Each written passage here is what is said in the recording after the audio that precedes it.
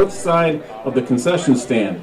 Please wash your hands and frequently use hand sanitizer for good hygiene. Fans seated in the stadium are reminded that no one is allowed to sit or walk on the stadium wall during tonight's game. All spectators are expected to be in the gates of Schofield Stadium, as there is and there will not be any supervision outside of it. Today's concession stand is being operated by the girls tennis team coached by Dave Zalewski and the Antigo Art Club advised by Justin Markruff. Please support these groups throughout tonight's game. Fans seated in the stadium are reminded that no one is allowed to sit or walk on the stadium wall, as we've already announced that.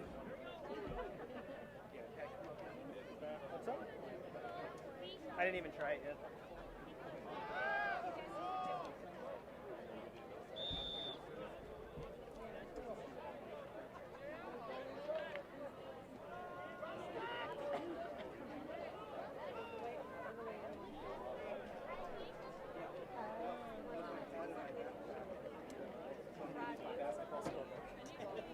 Please be reminded that state law prohibits the use of tobacco products in any area used by public schools, and please keep all dogs outside of Schofield Stadium. Did you hear their introduction from Medford? Red Raiders? When did they drop their vote?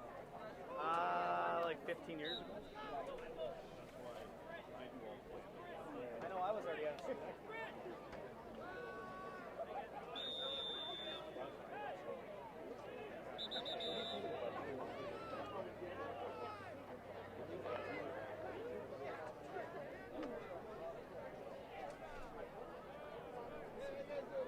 Antigo High School encourages good sportsmanship at all athletic events. Good sportsmanship is the responsibility of players, coaches, faculty, students, adult spectators, officials, and the media. Promotion of good sportsmanship at any Antigo High School event should include the demonstration of respect for opponents, coaches, and officials. Good sportsmanship is the cornerstone of the quality athletic program.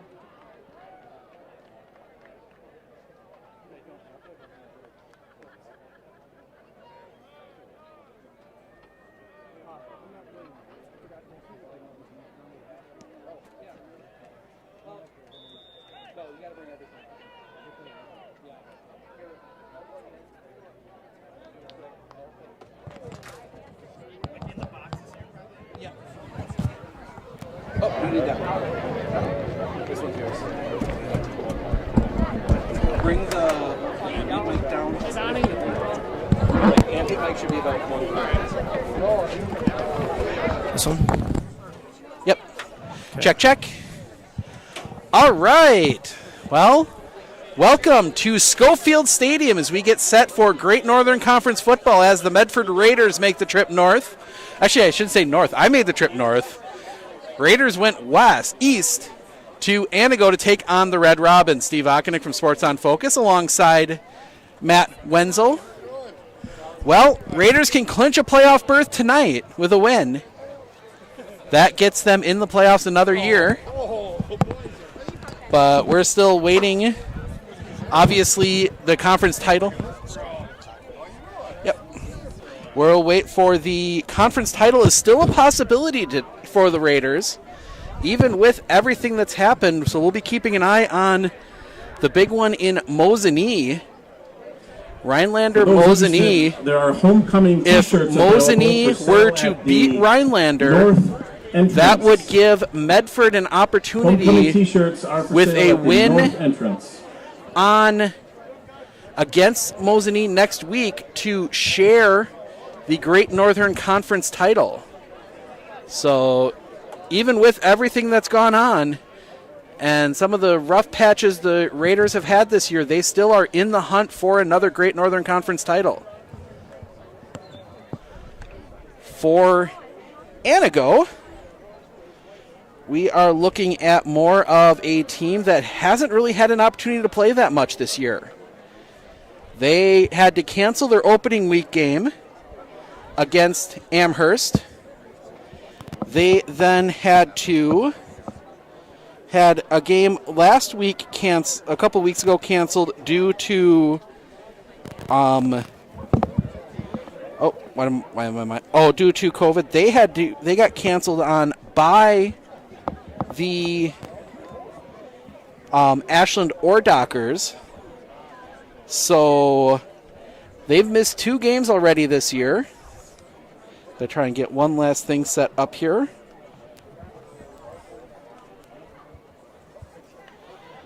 So we'll see how they play. They've had a tough year so far. They are winless, though they do get credit for 1 conference win due to the forfeit by Ashland,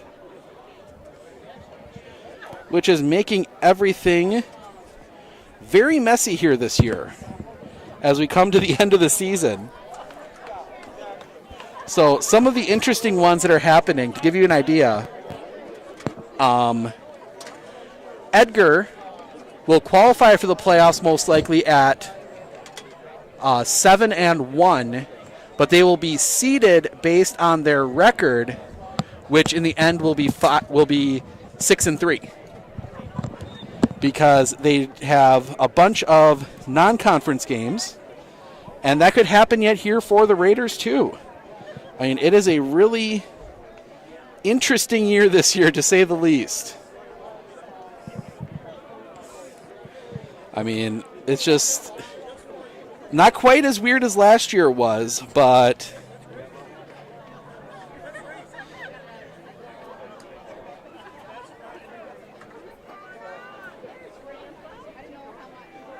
so we try and get this to work.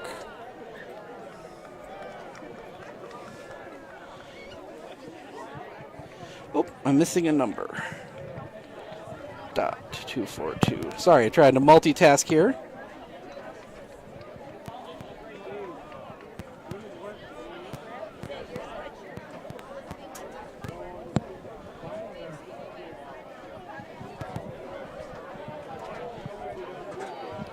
Nope, not going to work. Okay.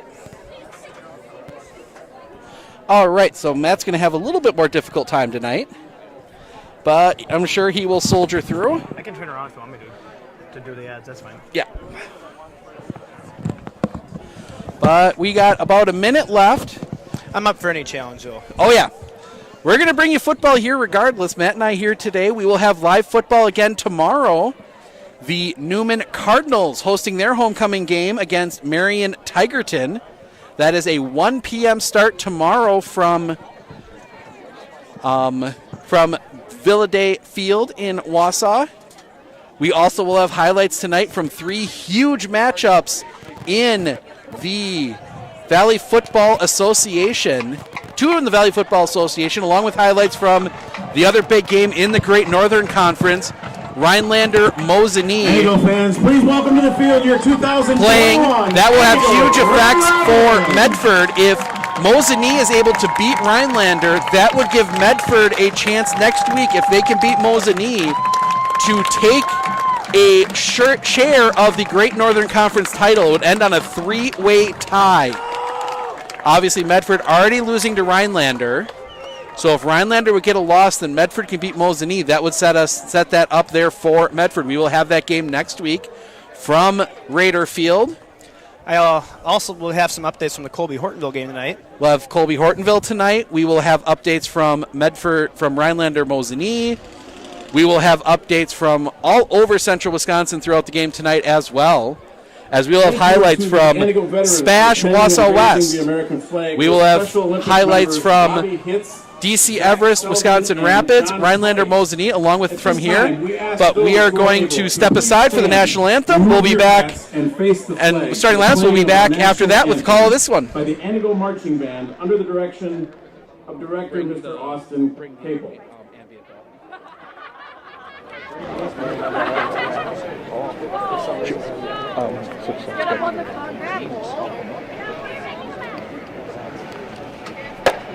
Just for a second.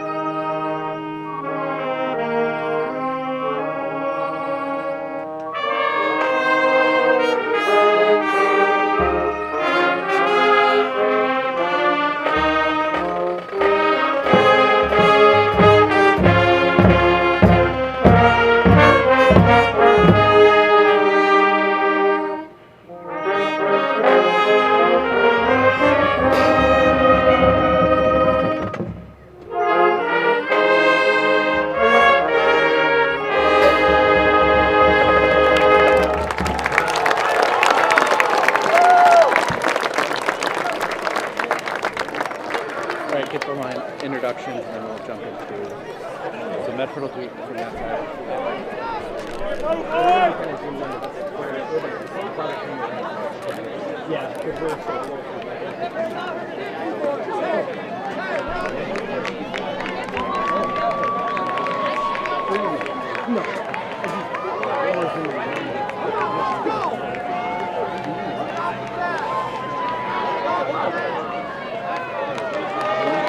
And now for this evening's starting lineups.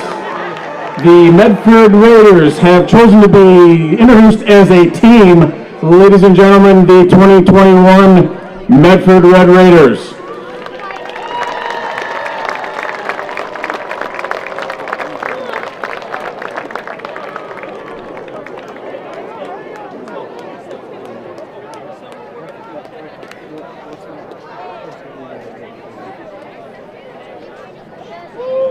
And now for your starting offensive unit for you, Antigo Red Robins.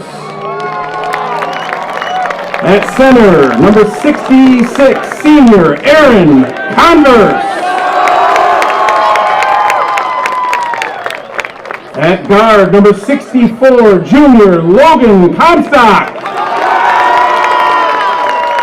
At guard, number 52, sophomore Corey Rustick. At tackle, number 76, senior Hunter Cordova. At tackle, number 56, junior Sawyer Dozel. At tight end, number 22, sophomore Zeke Forbes. At tight end, number 82, junior Theo Reitz. At running back, number 11, senior Connor Coates. At running back, number 7, senior Ben Beatty. At running back, number 1, senior Brady Vanderveer.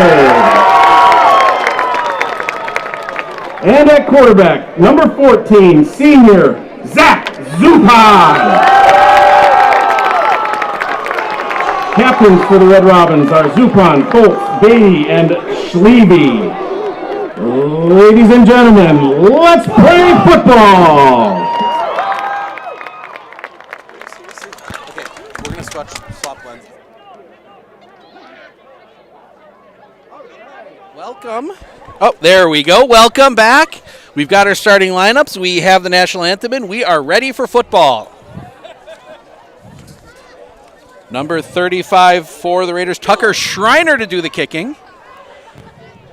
It's a kicking job that used to be done by Logan Baumgartner. He is out for the year. For the Raiders. He will be back early in the basketball season with a meniscus tear. Talked to Logan yesterday at the volleyball game. He said the therapy is going good and he should be done earlier than expected.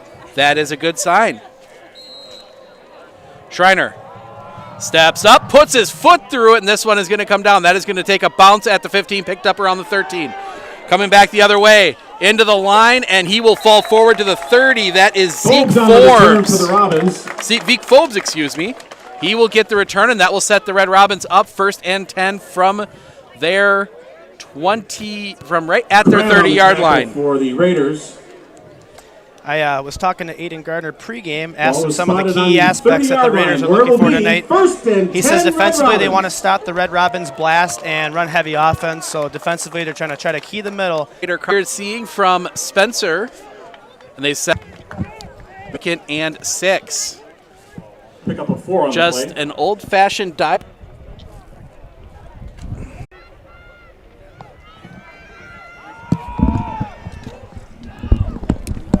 Run play coming over this side again. This time it's gonna go to Forbes 22 Forbes.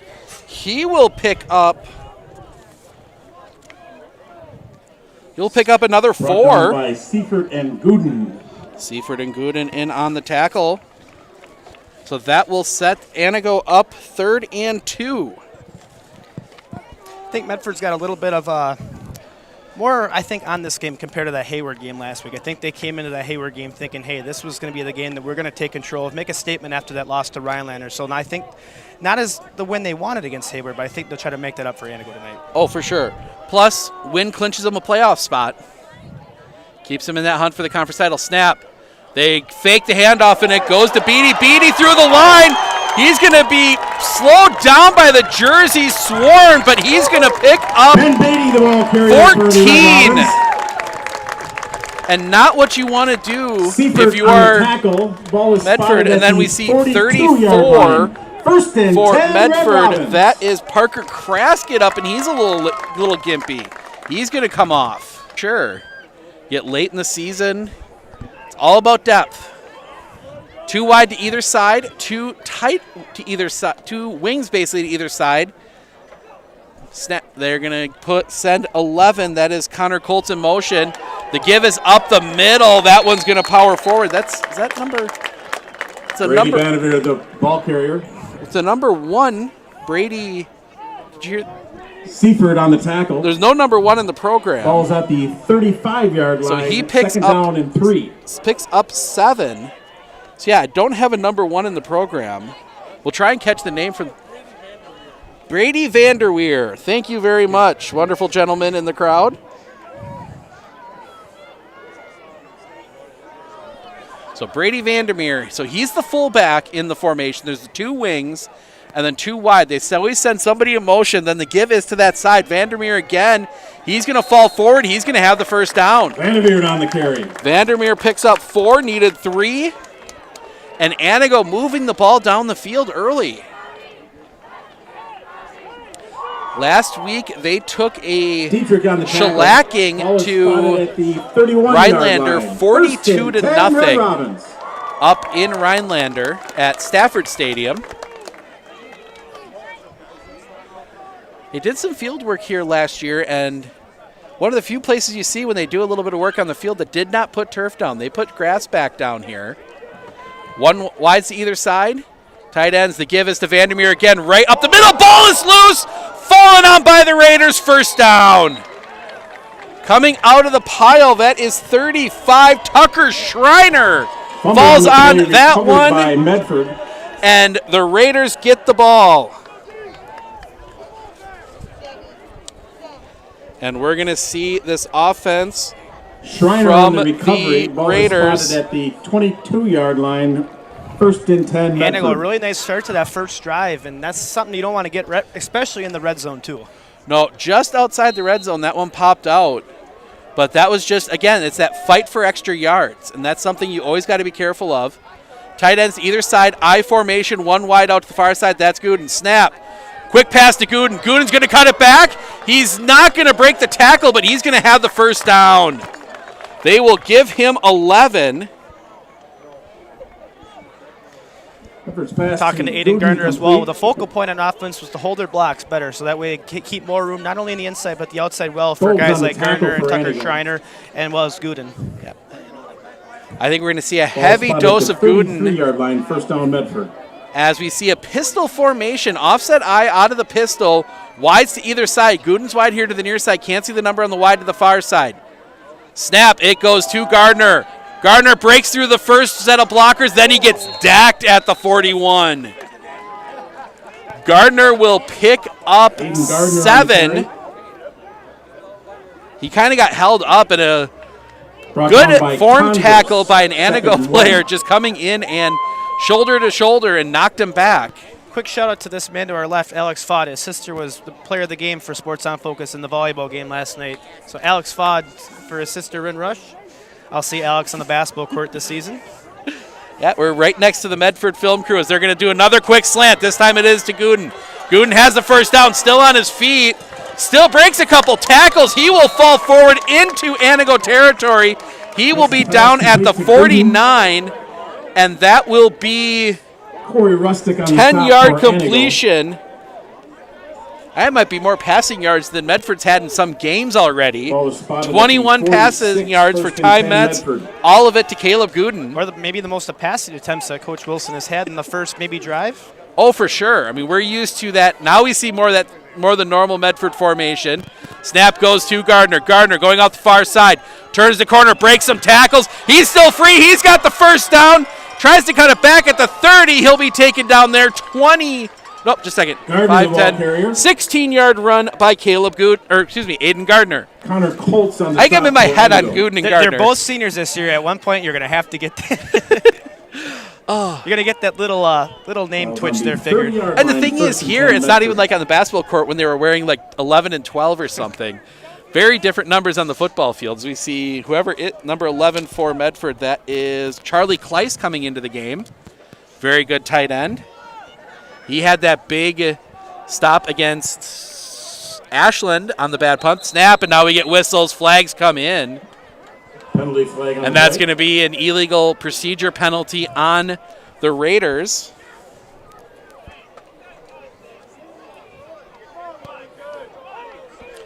So that'll go from 1st and 10 to 1st and 15.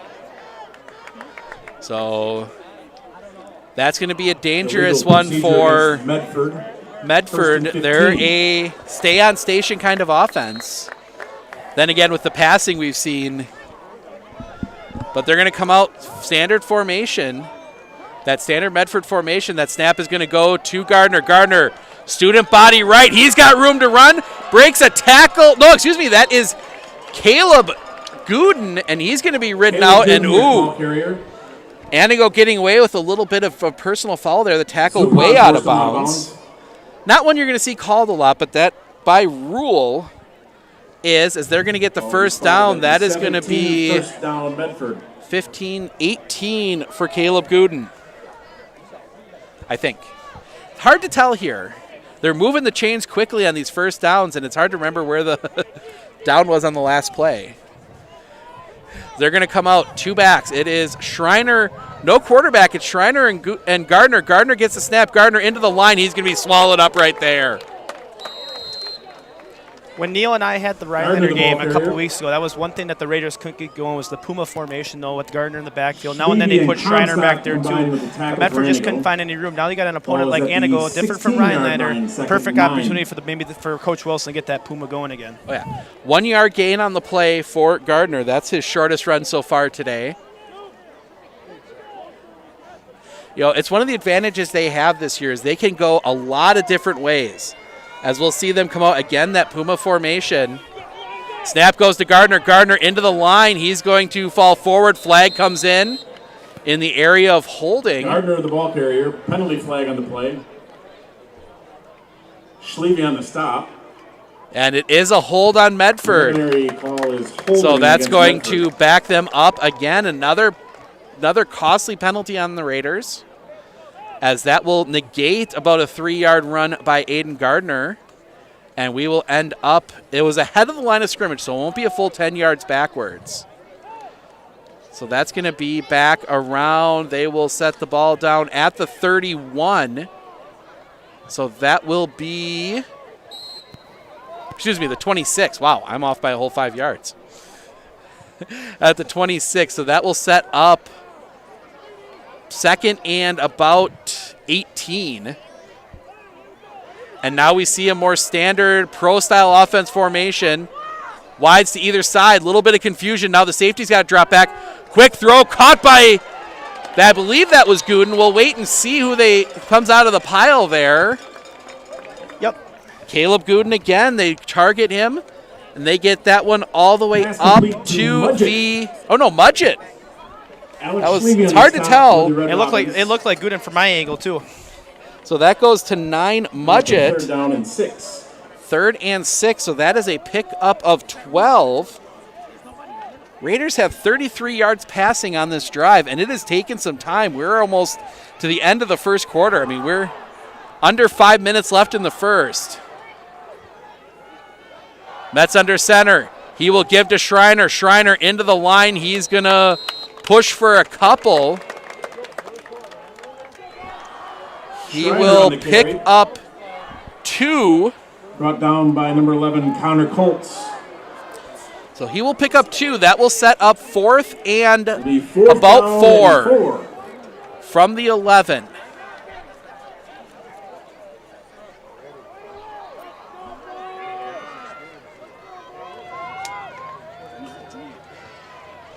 They come out.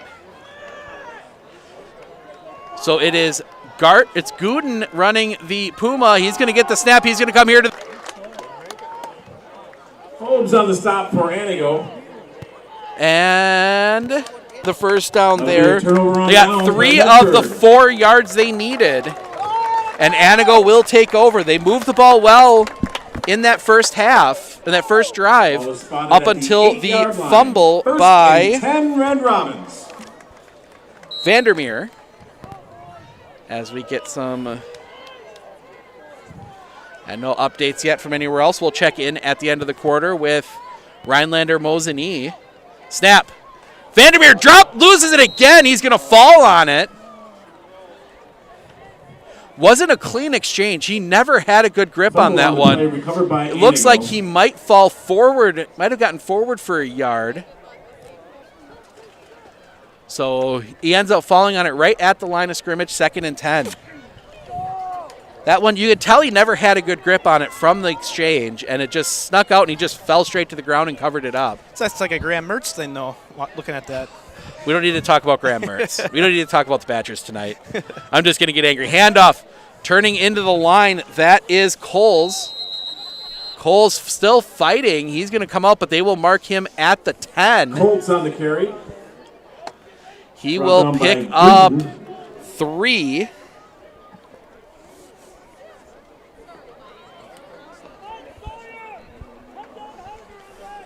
So he is the 4th different Red Robin to carry the ball already. And the one person we haven't seen carried is the quarterback, Zach Zupan. Usually out of an offense like that, you might see the quarterback fake the handoff and then try and run it into the line. So 2 wide to either side. Zupan under center. They send the one back in motion. Play is most likely there. Now they're going to throw. The pass is caught. Nowhere to go. The defense swarms him. He's going to only get 1. So Zupan's pass goes for 1. Pass to Phobes complete. That went to Zeke Phobes. 4th down and 6. So a 1-yard pass, 4th and 6, and they will punt. They will send Dietrich on the stop for the Medford Raiders. Connor Coles back deep, and Medford to punt. Medford will put Aiden Gardner right about midfield. Dietrich with that stop. That's the one guy filling in for Almost getting there on the block. It's going to be a short punt. It's going to bounce out of bounds at the Red Robin 42. Ooh, good spot there. One of the advantages we have here is we have a close view. Probably about the closest view we will have all year for Raider football. At the 42. The old school Schofield Stadium. It's trying to think when it was built. It's been here for a long time. I thought I heard one time it was the 50s, I thought. Could be. I remember coming up here back when Antigo was still in the valley. Marshfield grad came up here a couple times for some. Those were rough times for Antigo, Marshfield. I graduated in 03, and now we get a whistle. And I think we're going to get a timeout by Antigo. We're going to step aside. 1:35 remaining in the first. 0-0.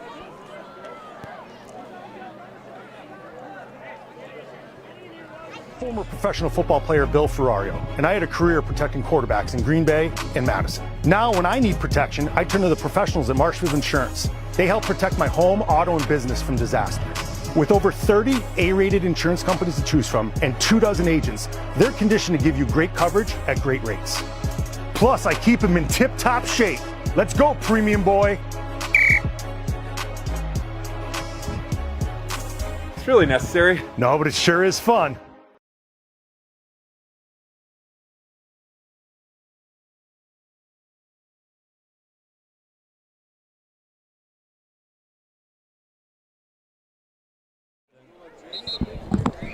All right, welcome back. 1:53 remaining. The Raiders and Red Robins tied. 1:53 remaining in the first, I should say. Plugging on the other side. Sorry, it's been a little glitchy. We're going to change over our lens, or change over our internet source. Make sure we have it good. Snap, misdirection. Gooden with it. Gardner got the handoff. Gooden will get the first down and more. He will be down to the 30. 12-yard run, Caleb Gooden. Brought down by... So they ran from the Puma, that Puma formation. Gardner took the snap and he handed it off to Gooden. And Gooden just probing that far side. The entire Antigo defense, pretty much the entire Antigo defense chased after Gardner. I mean, that would be the focus of the offense. Now more pro set from the pistol. Snap and the whistles. And I think we're going to get, somebody moved. So movement there. That's going to be a false start. That's going to set us back 1st and 15. That is the second illegal procedure penalty on the Raiders to go with a 10-yard holding penalty. First down and 15. Yards haven't been an issue for him. Clock stopped 1:25. We'll wait for him to reset. Should start here, but nope, there we go. As they will snap, toss. Gardner picked up in the hole, and he's going to go down right at the line of scrimmage.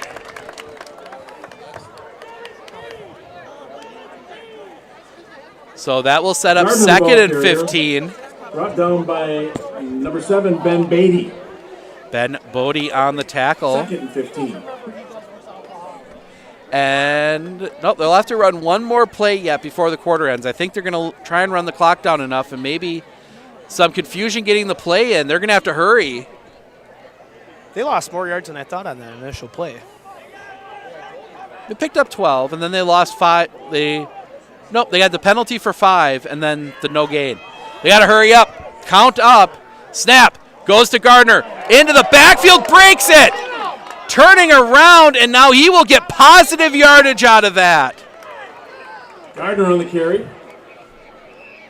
So he will get positive yards, which is amazing with that one. Down by number 23, so he'll pick up 2. He was tackled. He was hit 4 yards behind the line of scrimmage. They shot the gap on that one. That will bring us to the end of the quarter. 0-0 here in Antigo. Medford and Antigo will be back with the second quarter right after this. Hi, this is Jason Miller from US Cellular and Northside Computers. We're currently celebrating our 25th year of doing business here in Marshfield. All of the money that has been spent here is spent at other establishments that we do business with. We employ local people. We've done, as you could purchase a cell phone or a computer. Hopes and dreams is less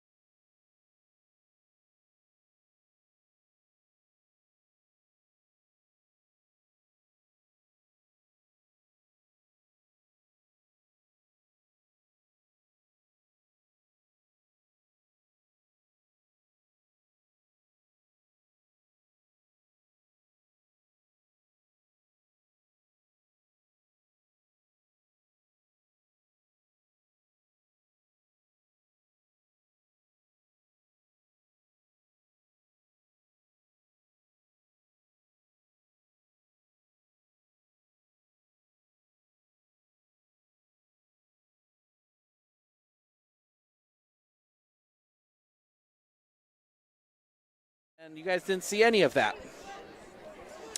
Welcome back. We finally get everything back here. You just missed Medford punch one in. Apologize, we were having some technical difficulties here.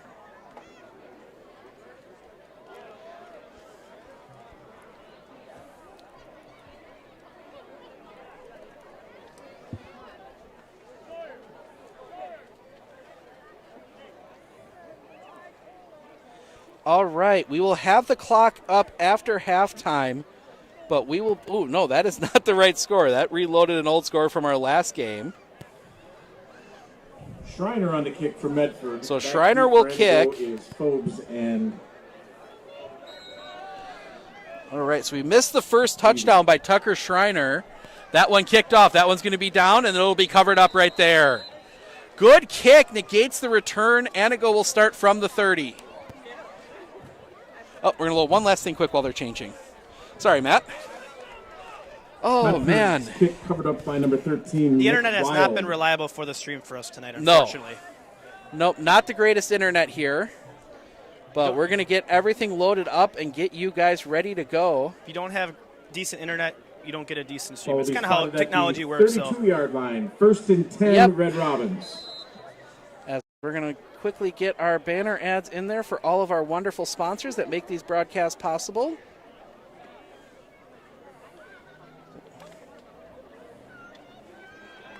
There we go.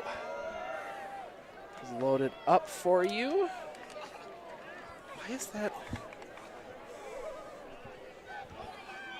Snap. Antigo gives. They're going to pick up a couple. Beatty on the carry.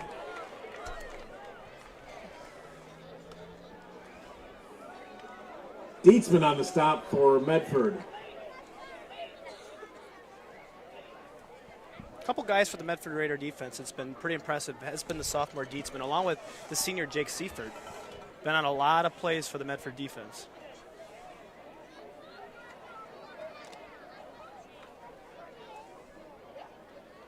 All right, we're going to change some things out at halftime, make this work a little better. So they come back in. Snap to Zeke Forbes.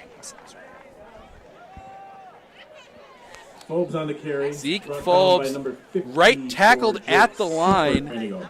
And you start to wonder what the play calling here is for Tom Schofield and the Antigo Red Robins. I always found it interesting that they're the Red Robins, but they wear maroon. One of those little things. Still on the red color family. Oh, look at the pass taken down! Sacked in the backfield right up the middle, and Medford's going to take Alex Dietrich 18. Alex Dietrich going up the middle and getting to Zach Zupan. He had no chance. Dietrich was the one Aiden Gardner told me was filling at that middle linebacker spot tonight. So if he's making plays like that in the game, that's going to be a great fill-in. I mean, that is one thing you can say about Medford is they're deep.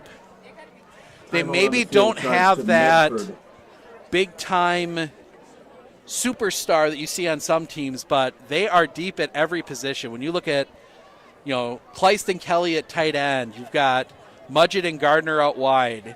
Then you've got Mudgett and Gooden out wide. Then you can go Gooden, Schreiner, Gardner, a couple other guys that might end up. I think we've seen Seth Mudgett line up in the backfield a few times. So a lot of good opportunities there. And then defensively, it has been plug and play this year between all the different little injuries as Antigo is going to drop back in punt formation.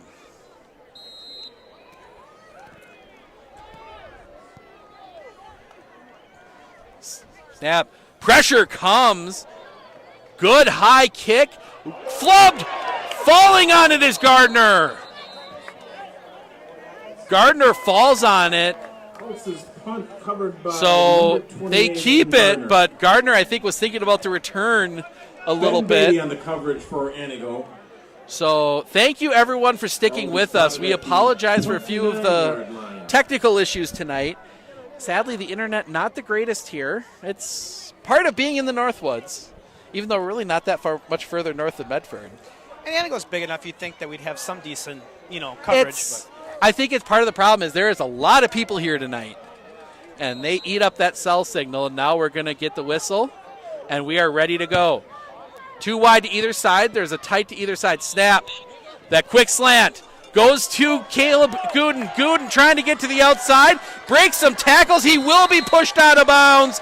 1st and 10. Mudgett there. Mudgett complete. The 9s and the 3s in these new jerseys look very similar. Yeah, exactly. It's hard to tell. But that is going to be a big gain into Red Robin territory, and we talked about it when you guys weren't seeing what we were doing about the passing game. Coach Wilson going back to it a little bit here. 2:38 remaining. Clock stops. We'll get the clock and everything else fixed here at halftime. So Mudgett to the near side. I believe that is. And now we get flags, and I think they're going to get a illegal procedure. Second or third one today already. Third one we've seen, obviously with that little glitch there in the second. Thank all of you for sticking through it with us. Yeah, it was just a little bit of a internet cutout on us, and then everything crashed. Cameras crashed, computer crashed. I mean, it was... If it's technology, it crashed on us. Yes. That'll bring up a and 15 at the 45. many words I can't repeat now were said. The biggest pet peeves of producer and play-by-play guy. Oh. Gooden to the far side, Mudgett to the near side. One back in the backfield. Snap. Pressure comes. Metz is just going to take it himself, cuts it back. He's going to get about 8, 9 out of that one. That was a broken play. You could see him cut up, and I think he was looking to throw it to the tight end. That was Brigham Kelly. And Kelly zagged when Metz expected him to zag, and Metz just pulled it down and got a good chunk of yardage. Clock running will go under 2 minutes remaining. Great play, especially picking it up after the broken attempt. That's a sign of a good quarterback when you consider the fact that Metz wasn't the starter. Beginning of the year, handoff, Gardner. Gardner cuts it back. He's going to cut it back off here to the near side. Jukes out the quarterback. He will go out of bounds at about the 12. Aiden Gardner just absolutely confusing the starting quarterback. That is Zach Zupan. Zupan had no idea where Gardner was going. Got past him, got down inside the 15. He is down to the 13. Out of bounds. Clock stops, 1:50 remaining. I talked to Ty Metz as well yesterday at the volleyball game. He said he grew another couple inches since last year as well. He's up to about 6 feet, 6'1".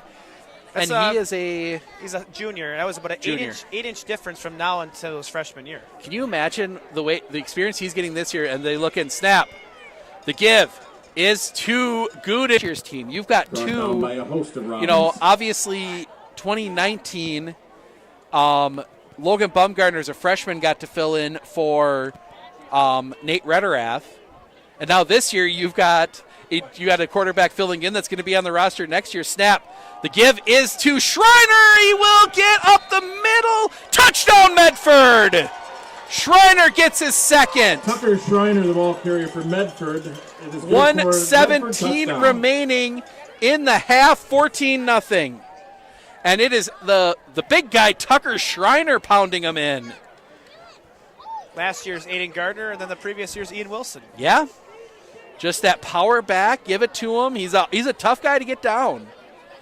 So the big line, Braxton Weissmiller, the front guy. It is Schreiner. They give it. No, they fake it. Metz takes it himself.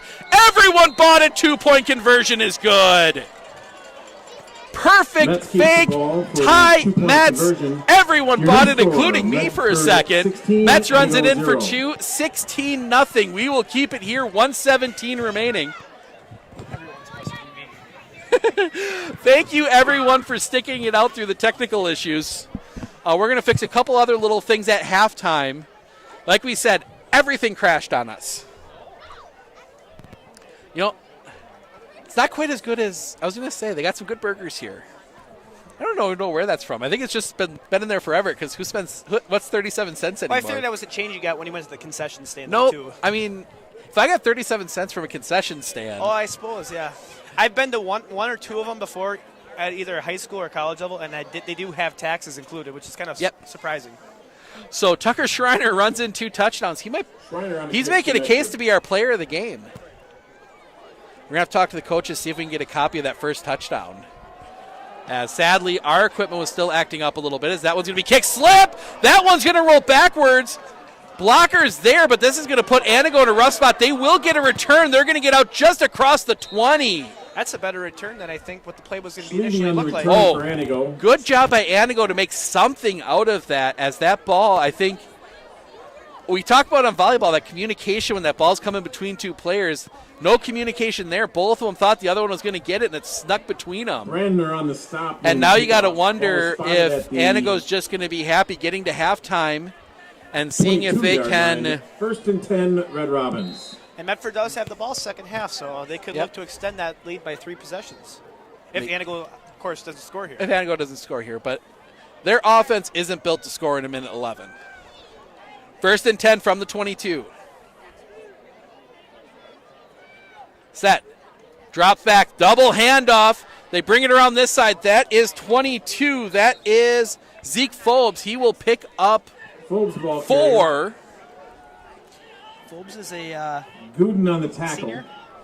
Zeke Phobes is a sophomore. His name has been called a lot tonight. You know, we see it a lot. For those of you that have watched some of our other games, Spencer Columbus runs a similar offense with those 2 wings that kind of, and a lot of motion. Antigo's a little different. I wonder if they might want to take a look at what Spencer Columbus does with their motion, because I think that fits more the talent they have out here. Now we see, that big 3-back line, and it's going to be a pass. Throw. Incomplete. Oh, he had it just a bit behind him. That goes through Betty's hands, and that'll set up 3rd down. And now all of a sudden, 23.7 there. Worth a try. Or does Antigo just take the knee and get themselves to halftime where they get a chance to regroup? It's been a tough end of the quarter for them. They had to be riding a little high, being up 10-0, or being tied 0-0 with the games they've been having. 15-7 West over Spash in the second quarter. Medford almost jumps. The hand goes up the middle. He's got room. He'll get into the secondary, be taken down out at the 44, 42. 16.5 left, and Antigo's going to take their last time out. 0-0 Rhinelander-Mosinee, end of the first. So that is good news for the Raiders if Mosinee can be the one to score. So the final outcome, if Medford were to beat Mosinee next week, it would be a 2-way tie? So it would be if Mosinee beats Rhinelander tonight and then Medford beats Mosinee next week, it would be a 3-way tie at the top of the conference, assuming nobody loses their final games. But looking at the 3 and where everyone's going, Medford goes to Merrill, who hasn't won a game this year. Rhinelander, I believe, goes to hosts Hayward, who's had a rough year. And then I think Antigo goes, and Mosinee comes here. Or goes to Mosinee, I'm not sure. Antigo and Mosinee have to play yet. So, assuming nobody lays an egg there, lays an egg in the final week, that would set up, or no, we got 2 weeks left. But yeah, I think Rhinelander has like Hayward and Ashland or something left. So they've got themselves an easier end of the season. Wides to either side. It's that standard formation for Antigo. 2 wings and a fullback. Snap. Dropping back. Pressure comes. They're going to throw it up. Confusion incomplete. 11.6 remaining. Zupan's pass to Phobes falls Phobes incomplete. was out there to catch the pass. Yeah, we're going to switch cameras around here after break. Something just not quite right on the camera. Trying a new one tonight. So we're going to swap our clock camera and our main camera. And we're going to swap lenses too. Get things working just a little bit better here. It's been a rough night. The night we want to go perfect, though. Yep. Phobes wide here to the near side. Can't see the number on the wide out to the far side. 2 wings and a fullback. Snap. Dropping back. They're going to throw it up this side for Phobes. Incomplete! Good defense there by Ty Metz. 6.8 seconds left. They were looking for Phobes again. He tried going Devontae Adams on that ball. I mean, it was just a little too far ahead of him. But then you had Metz with the perfect timing on the little And slap Kleist up on the arm. For Medford. I mean, Kleist was there too, but Ty Metz had the hand in there. Last play of the half.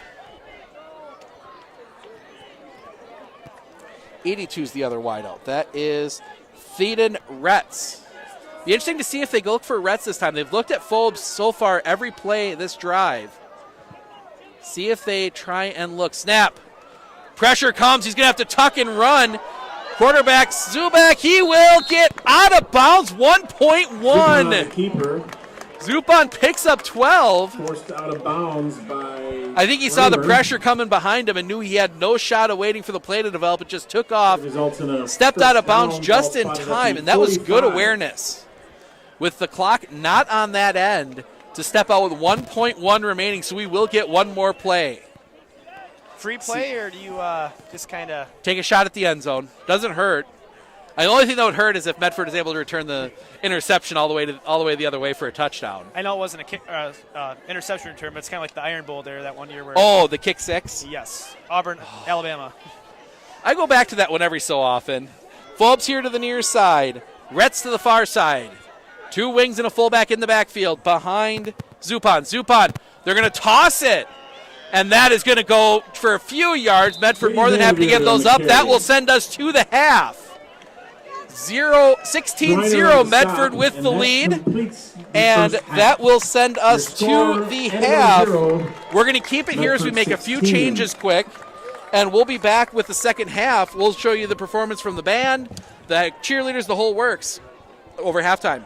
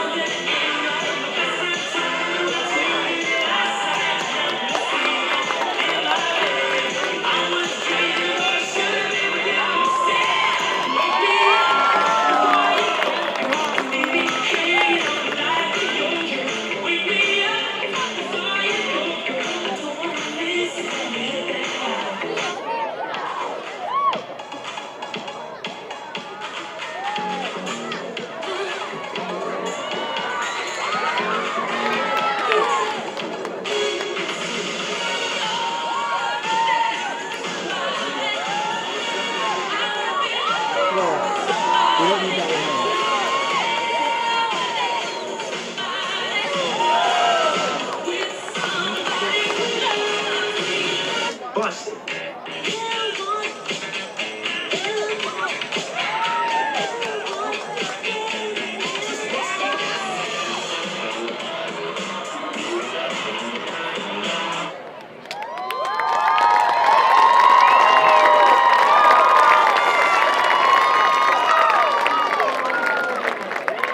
Great job, Antigo cheer team. Let's give them another round of applause.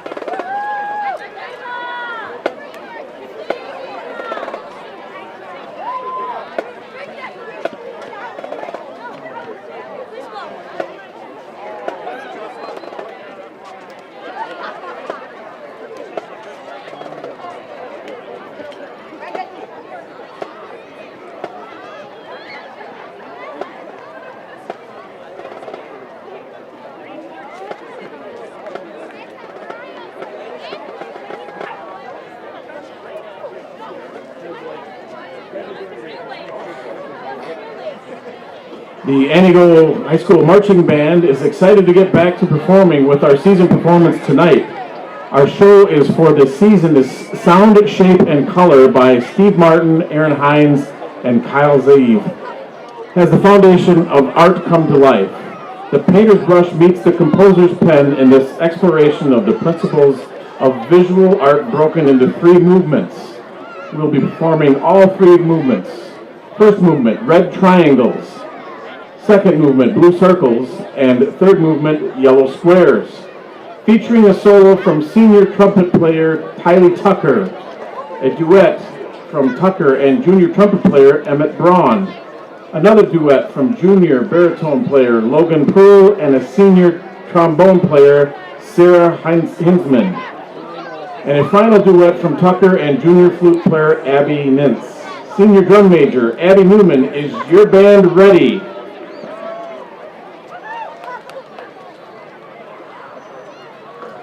Antigo High School Marching Band is proud to present their 2021 show, Sound, Shape, and Color.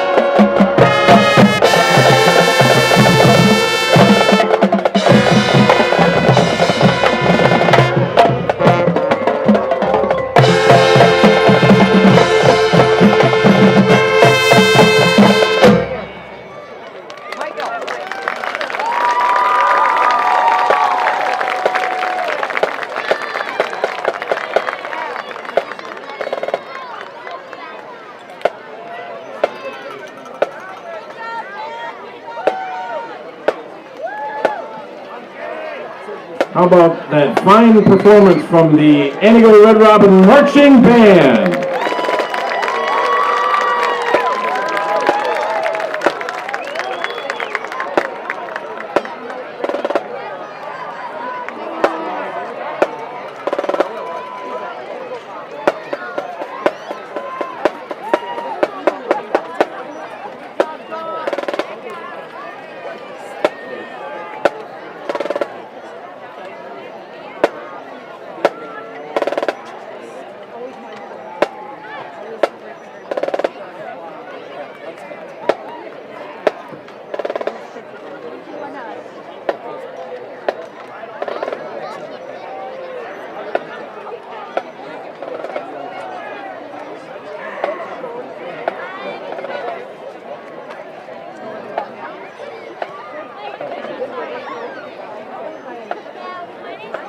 It's homecoming week here in Antigo, and now we would like to introduce to you the homecoming court. Starting with the fourth attendants, Calvin Jansen and Claire Musloff.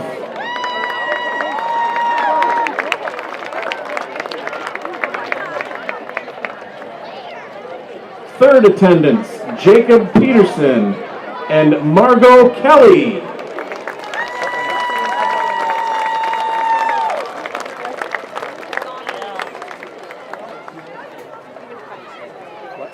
Second attendant, Seth Baber and Faith Boucher.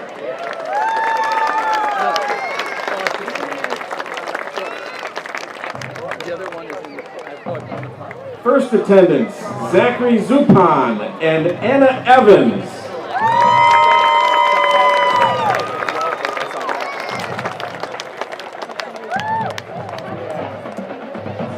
And your 2021 homecoming king and queen, Wes Ebel and Allison Verhasselt.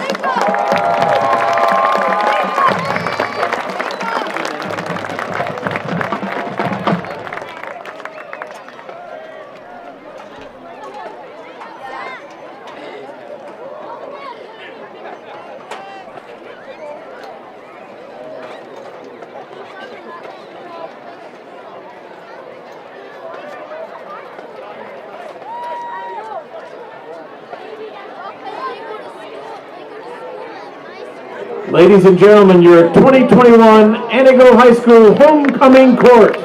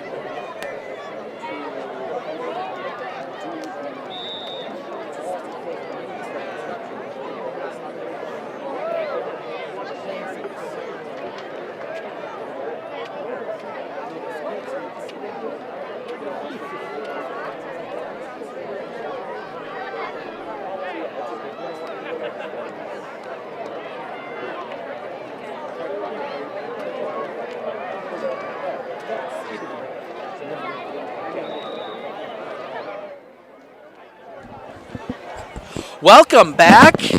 We got all the homecoming festivities here. The dance team, the band, the court, and we are ready for the second half of football. Medford leads Antigo 16-0. Kind of a few thoughts in the first half. We lost track of stats during our massive run around screaming and yelling crashes. So we won't have stats for you on this one, but we'll have those for you on a write-up later tonight at onfocus.news/sports. But really, honestly, Medford's offense coming to light there in that end of the second quarter. Tucker Schreiner punching 2 in. He's made an early case for player of the game. And I think we might just give it to him anyway. Possible. I mean, unless somehow Aiden Gardner goes off and beats his school record that he set a couple weeks ago up in Lakeland, I think, or somebody else goes off. I mean, we try and share it around a little bit. I mean, Gooden's also kind of had a nice game that probably maybe most people wouldn't notice because he's made some bigger plays, both on the ground and from the air, too. Yeah, Caleb Gooden's had a good game. But Medford will start with the ball here in the second half. Even Antigo's had some nice bursts, though, on their offense, but they just couldn't convert after they even get by midfield. It's one of those that can't seem to keep it going. If they could just sustain a couple drives. I mean, you look, that opening drive they had, good strings of plays on a drive, and then they'd have a big loss. Then and again, a couple of good drives, big loss. And they just haven't quite been able to find that rhythm. If they find that rhythm, this could be a very dangerous team. They're right on the cusp. And we look at the roster, it's a lot of young players. There are only 8 seniors on this team. So Antigo might be in that running in the coming years, along with like Mosinee and Rhinelander, for a conference title, if this talent develops the way it looks like it should. And in the 2015, 16, 17, 18 era, that was really good teams that they had, and they were competing for conference. They had some tough years as a kick high, end over end. That one's going to curl towards the sideline. Picked up by one of the up guys. He's going to get a good return, bull over a couple people, squirts out of it. He's going to get across the 40, 72. That is Max Dietzman gets the catch. Holtz's kick recovered by number 72, Max Dietzman. So, yeah, it is Dietzman, and he gets a return. That might just elevate him up for an interview tonight. Kind of reminiscent of the play that we shall not talk about with the Patriot offensive line. They return the kick. A little bit more successful there. We see the Puma formation looking heavy to the far side snap, and we get whistles. Before the snap, not sure if it's a motion penalty or what, but it came from, oh no, it's an equipment violation. So it's not a penalty, but they throw the flag. No. I'm not sure. No, too many men on the field. So too many men on the field for Antigo. They were trying to defend with 12. I mean, the way the Medford offense has been working, it's worth a try. But they got caught. So they run him out, like Puma formation again. The snap goes to Gardner. Gardner off that far side. Blocking there. He's going to turn the corner. He will hurdle over somebody. And he will pick up about 5. He will be right at, pick up about 3. He'll be about 2 yards short of the first down. That will set up 2nd and 2. Antigo has sussed out that formation. But then you saw when they did the kind of counter to Gooden, that picked up some good yards off that other side. Now the Puma strong here to the near side. Snap, it goes to Gardner. Gardner into the line. He will get forward. Flag comes in, though. Gardner will get the first down pending the flag, and I think that one, the way it was thrown, that's coming back. Penalty flag on the play. They're going to get the Raiders for holding, so that's going to set up 2nd and 12, as that was right at the line of scrimmage. Interesting thing that you see in high school football, and I wonder if the rule change will come soon, where it's spot of the foul even if it's behind the line. And I'm wondering, because some of those can be absolutely painful. So the holding call, 2nd and 12. And we see the Puma formation. Again, strong here to the wide side of the field, the near side. Snap, Gardner goes to the weak side of that. Cuts it back, he'll get back to the original line of scrimmage. Squirts free! Gooden in the clear! 30, 20, 15, 10, 5, touchdown Medford! Caleb Gooden just squirts out of Aiden Gardner just scoots out of the squirts out of the pile. He goes into the end zone. Touchdown Medford. Aiden Gardner, that one, and flag back here. Flag on the play. I think that one might go against Antigo. They're talking to one of the Medford players. Aiden Gardner on the carry for a Medford touchdown. There is a flag on the play.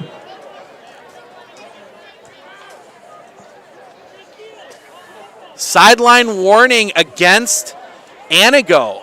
Unsportsmanlike. No, unsportsmanlike against Antigo.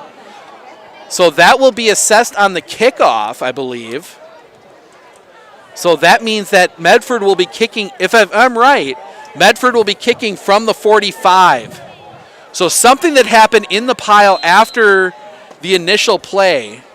So Antigo guy just gave a Medford guy a shove in the back. Thank you to the wonderful gentleman a few rows in front of us. I was looking down the field. Now we get whistles. And now a pause here.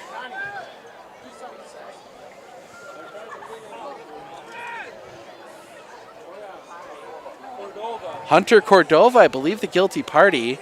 I think there was some confusion on how the penalty worked out.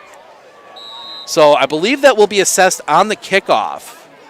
So I believe that would set Medford up kicking off the snap for the 2-point conversion into the line. It's not going to go anywhere. Wait, was it misdirection? Nope. They say no. They say the knee was down first. Bit of misdirection. Gardner had the carry, but Medford gets the touchdown. They are up 22-0. We're going to take a 30-second break. We'll be back with the kickoff right after this. Your new score.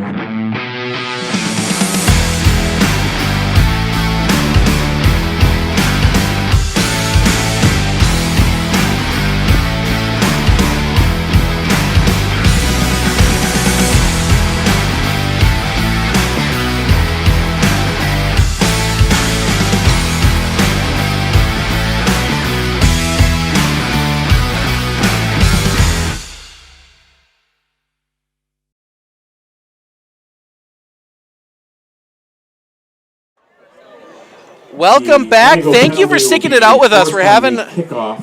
a few little issues still with the internet. Hopefully it'll stay up the rest of the game. I think we got the settings right. So they do assess the penalty on the kickoff. So Medford will be kicking from the Antigo 45. See if he shoots this one for the end zone for a touchback. He's got the leg to reach from here. I mean, might as well.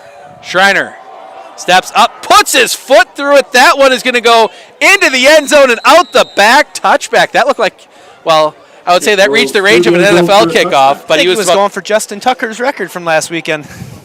Oh, that one a little short yet for Tucker's record. Oh, that was pretty impressive, those 66 yards. The only thing that gave it to him was the bounce. I mean, really, that bounce off the crossbar. Yep. It was a tie game, wasn't it? Yeah, because it won on the game with that kick. Yeah, it was tie game, so no harm going for it there.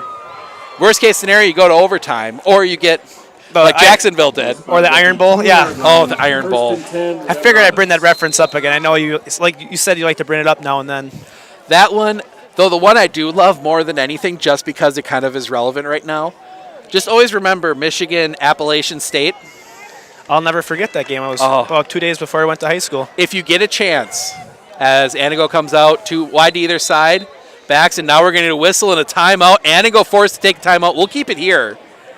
I still will go back. The Appalachian State radio call for that is one of the something that I've listened to as inspiration to be excited. Our cross-country team ran a meet in Medford. I'm talking about the varsity meet. Last night, our girls' swim team came home with a big win against Mosinee. So, obviously, we were at cross-country yesterday. The Medford girls winning the girls' side of that. Medford was second for boys, I believe. It is second for boys. Week here in Antigo. If you And are of in course, and graduated the in 19 trying to think of the other one. 60s, Oh, please raise your hands and let easy to everybody know say. you're here. Joe Sullivan. I mean, let's be honest. He won again. And then Tanner Farabi was 4th or 5th, I believe. Farabi was 5th. And then I think there were a couple others that came in right after. I don't have the full list in front of me. But Joe Sullivan has finished 1st or 2nd in every race he has entered this year. I'm pretty sure.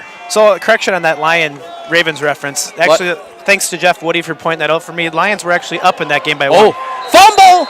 And fumble on the play, and that is recovered by Medford. That is a huge play. By Medford. Medford gets the fumble recovery. I believe that one is going to go to 72. Dietzman on the recovery. Dietzman. He's making a case. Another big play for Max Dietzman. He's making a case for player of the game. The Always loved chatting with the big guys. And just think, he's only a sophomore, too. You know what? There is just a talent factory in Medford right now. Tights to either side, the big eye that is dotted by Gardner. They give it to Schreiner. Schreiner into the line. He's going to fall forward for a couple. Tucker Schreiner, he got grabbed around the ankle. There wasn't much he could do. Schreiner, the ball carrier, fell forward, and that again is that. Actually, they'll give him 3, so he gets 3, 2nd and 7. You know, it's the advantage when you got that big guy that can just fall forward, even if he gets stopped in the line. Fall forward, get 2 or 3. So it is Gooden tight to the near side. Kelly tight to the far side. The big eye again, same play. They fake the handoff. Metz, he's going to go for Gooden. Oh! Gooden had it in his hands, couldn't quite pull it in, incomplete. Metz's pass to Gooden falls incomplete. Caleb. Normally one he would have, too. One he would have. That's one of those when you're as open as you are there, you almost get into your head a little bit. So that is going to set up 3rd and 7. They're going to come out. Puma formation. It is snap. Gardner, the give back to Gooden. He's got all the room. He's going to turn to the corner into the end zone. Touchdown, Medford. Caleb Gooden. Caleb Gooden takes it in for the touchdown. 28-0. There's the play to make up for that one. Yep. And that's a good call by Coach Wilson, too. Give it back to him. You know. Give it back to us. We get a few students that made the trip across 64 over there. So they're going to go for 2, try and make it 30. 9:57 remaining in the 3rd. 2 touchdowns in 2 minutes and 3 seconds. And just think, it was 0-0 at about 4 minutes left in the 2nd quarter. I mean, really, in game clock time, they have scored 4 touchdowns in 6 minutes of game clock. They give to Gardner. Gardner in trouble. He's not going to get there. He's going to be tied up. They will not get the 2-point conversion. Medford leads 28-0. We're going to step aside for 30. We'll be back right after this.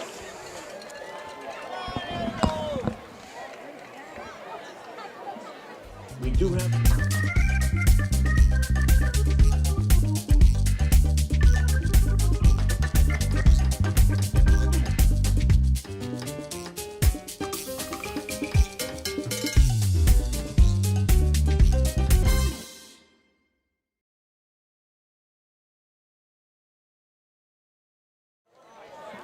Mosinee up 7-0 over Rhinelander.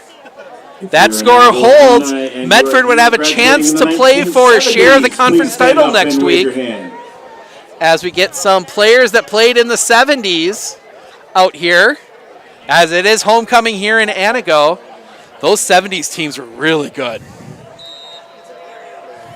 As Schreiner will put a foot through this one. That is going to go back. He'll have to backtrack to the 10. Cutting back, he'll get to the 25, fall forward to the 29. That was Connor Coles on the return. And he gets up and he's he's just stretching himself out a little bit. We saw him stretching on the sidelines earlier. Still warm. Usually by this point we're into October. We're into the 60, 50 degree nights. We've had a few of those. I'll take this night over last week for sure. Oh, last week was miserable. The rain and then the wind that came in too really made it a lot colder. And you were right in. That wind was blowing right in the guys' face, wasn't it? Over in Spencer, yes, it was.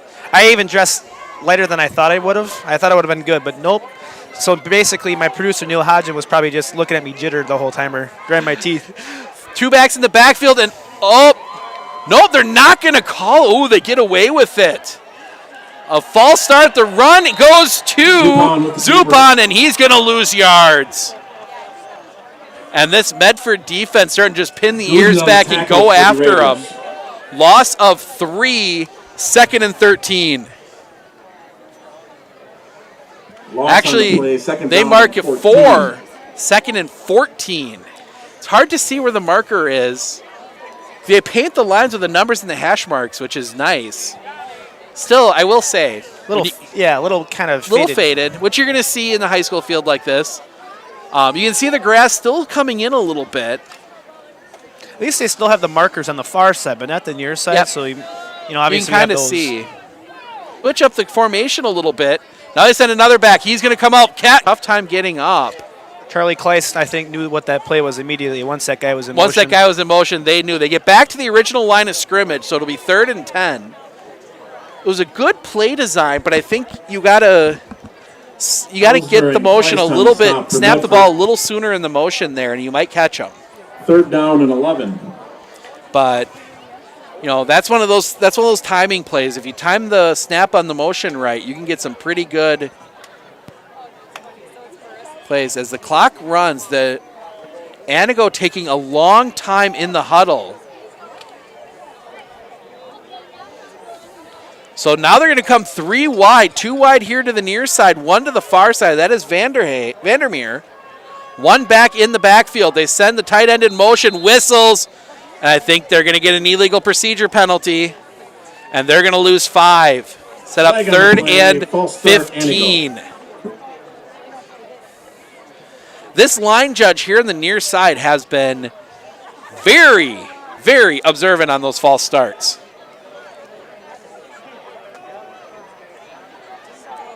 So give him credit. He's been looking for it. Though he missed the one in the backfield. The one guy, it's one of those things that you're probably not going to call in high school, but I noticed it where the back kind of lurched forward on the hard count, and when the running back is the one that bites it. Same formation. They send the back in motion. They fake. Nope, now we get whistles again. False start. Another false start on Antigo. So that's going to mark them back another 5, and 3rd and 11 turns into 3rd and 21. I think the issue is, and it's one of those things where I think they need to change the play. 7, Beatty, is kind of moving forward as he comes to the line, and I think that's the illegal motion. It's more of an illegal motion issue. You can't be moving towards the line in your motion. You have to go straight across. Straight across. So now we see a little bit different formation. Maybe calling a different play. Under center, snap. The give. Into the line. He's going to get a few back. That is 11 Coles. He's going to get back to about the 24, and that is going to set up 4th and looks like about 17. We'll wait for the scoreboard to tell us for sure. 17. So 4th and 17, and they are punting. Snap. Block comes in. He gets the kick away. That one's going to take an Antigo bounce, roll across the 40, and come dead at the 37. Give credit to Coles for even getting rid of that one. The 37-yard line. Mudgett, and I didn't see the other player that came flying in there and forced him. He cut down, and I think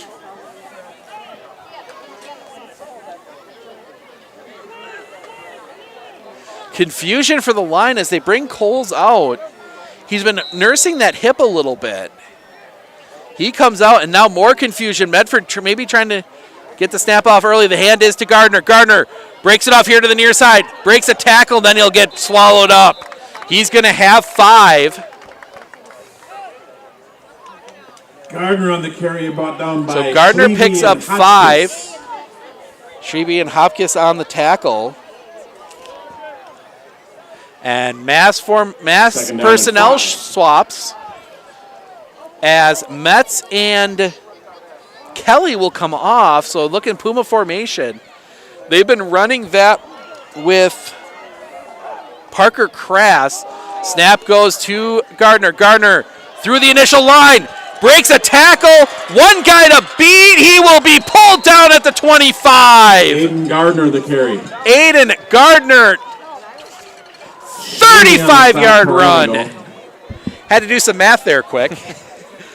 Aiden Gardner starting to find some openings and using that speed.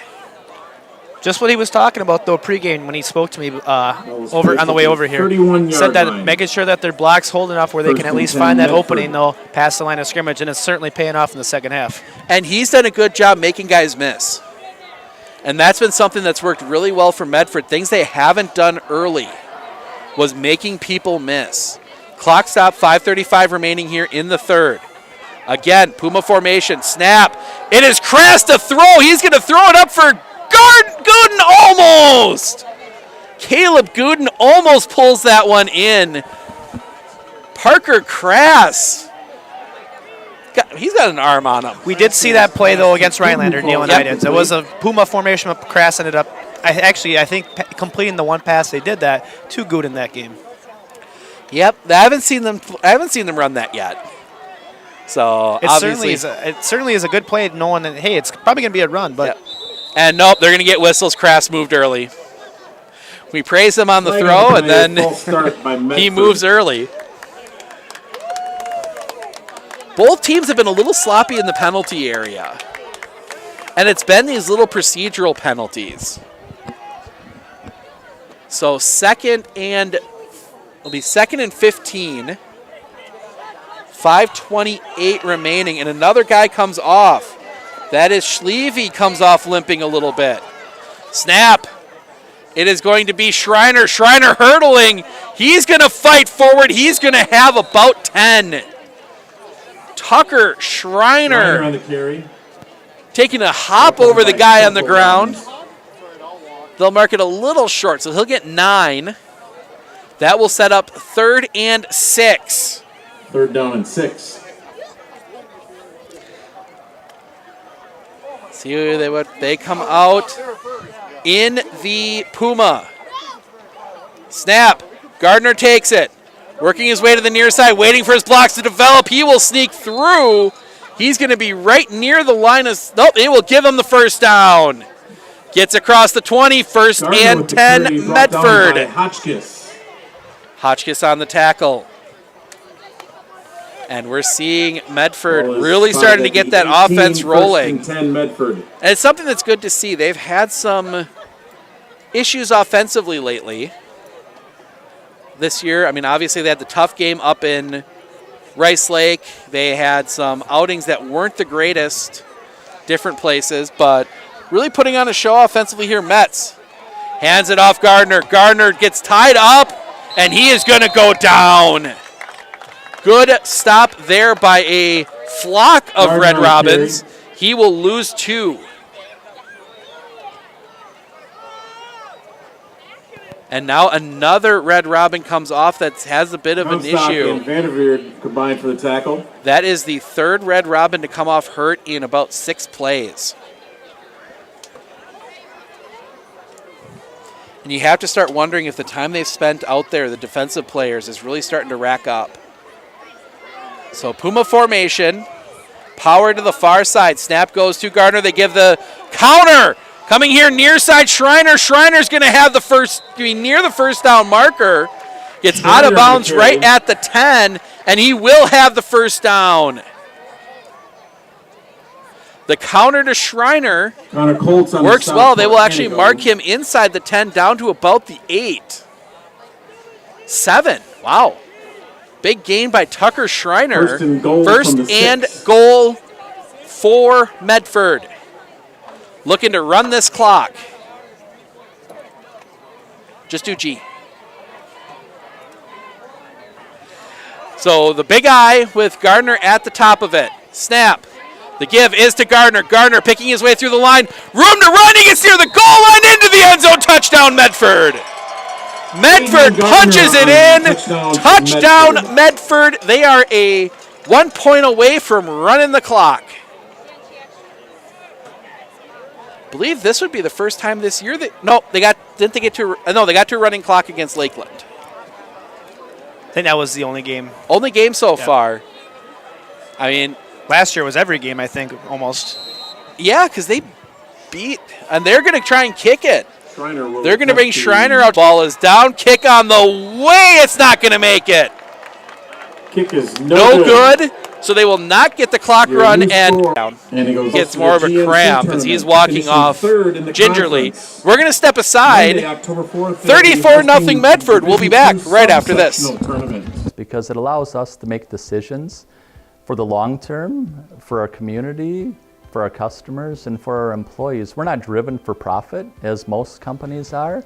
So we can make decisions that are good for our community.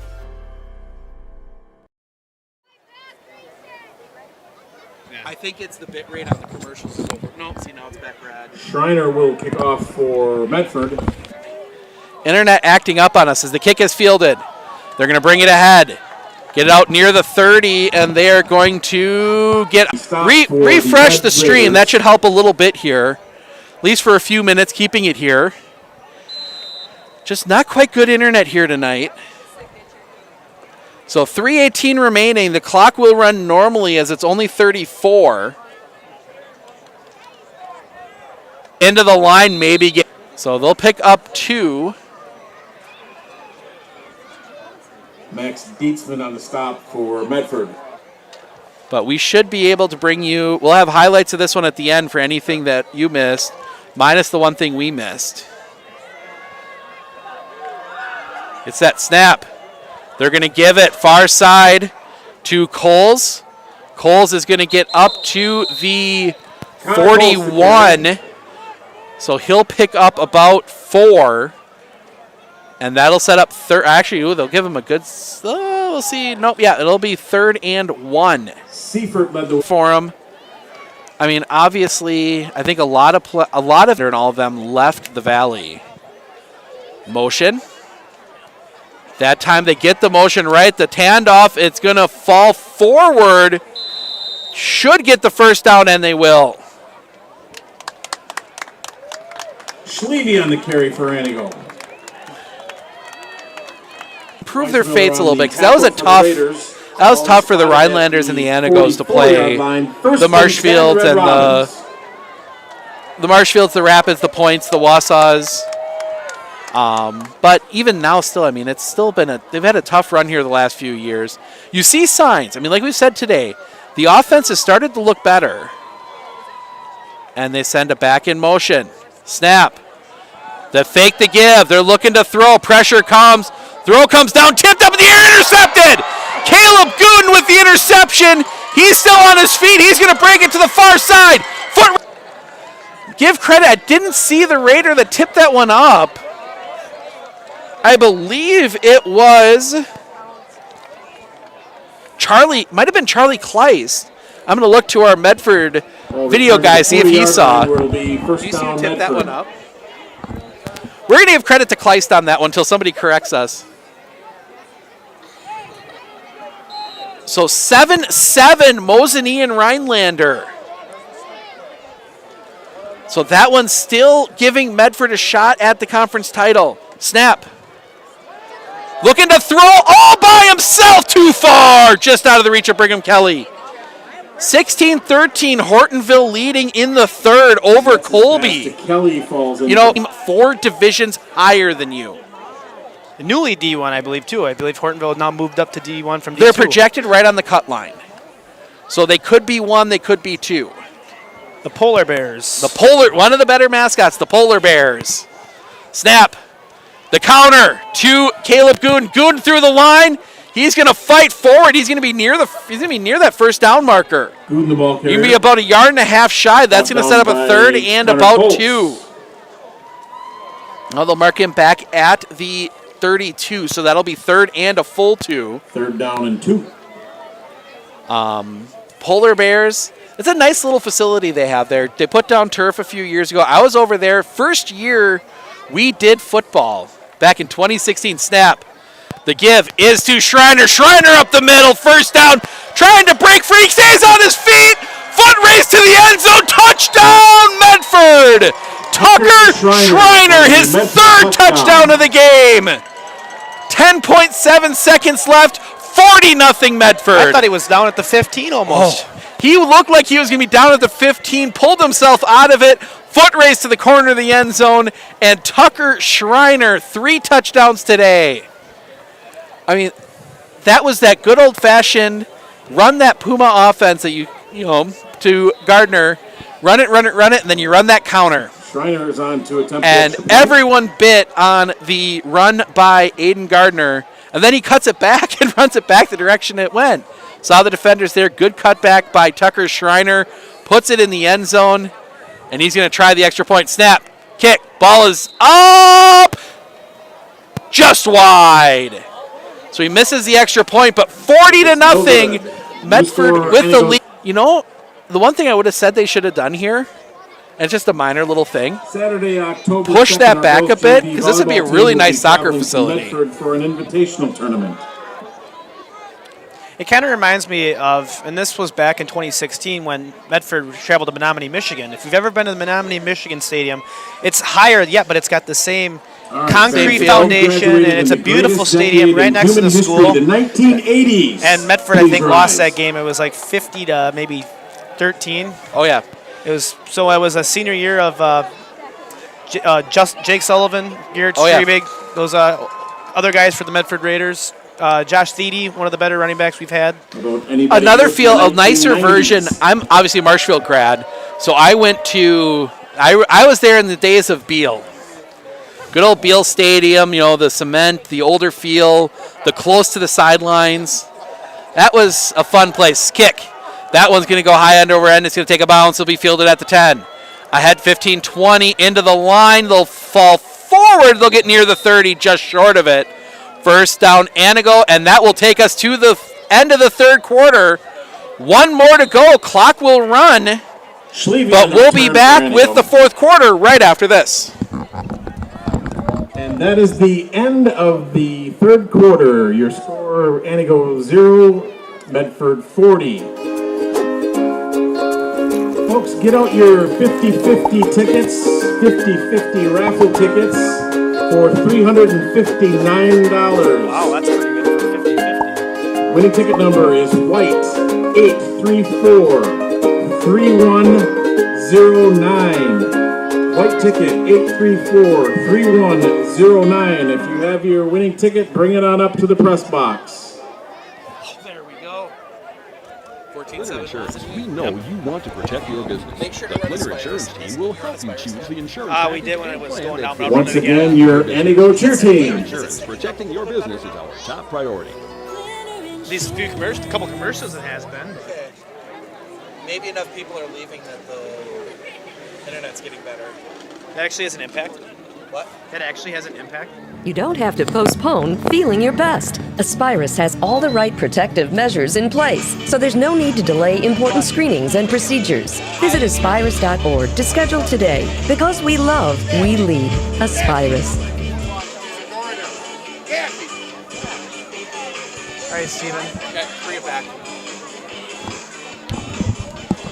Welcome back. We have a score update from Mosinee. Mosinee leads 14-7 over Rhinelander. I believe that was third quarter, wasn't it? Yep. Towards the end of it.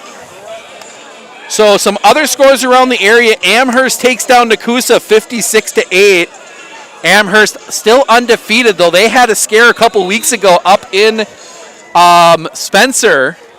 Spencer's been a giant slayer, so first down, clock will run. They will give the toss to Beatty. Beatty working out the far side, tries to cut it back. He's going to get about 5 on this one before he's taken down at the 34. Ben Beatty on the run for Antigo. So Ben Beatty on the run. I got to make one more reference to that 2017 team, or I'll hear it from somebody. Can't forget to say Conrad Bowles, because he was the leading rusher that went to play at UW-Eau Claire for Coach Wilson's team. Another one of the running backs that have been in a collective group. You know, we started covering Medford in 2019, and I'll tell you what, there has been, you know, they talk about running back U.